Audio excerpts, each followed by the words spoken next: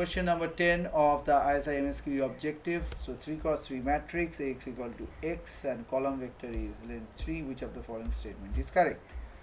Okay, so here 3 cross 3 x equal to x. To equate x equal to x for all x implies that A must satisfy the condition of any possible vector x. So let's provide the formally. So 3 cross 3 so Ax equal to x, so A equal to I.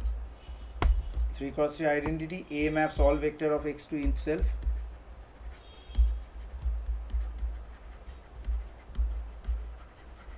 Isn't it? And if A were different from the identity matrix, there would exist at least one vector x such that Ax not equal to x as well. Okay, so conducting the given condition. So here option A represents 0, 0, 1. So applying the matrix to the vector x doesn't result in x. Okay, so it swaps the element of the vector. अगर हम लोग swapping element में करेंगे, so पहला वाला incorrect हो गया.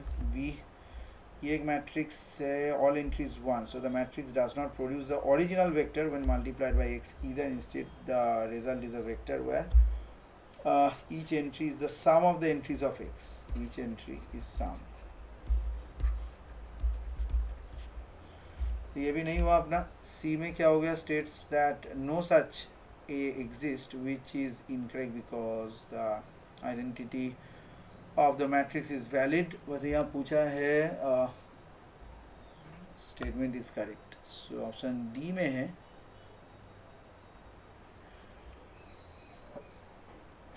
A exists but the different from this thing.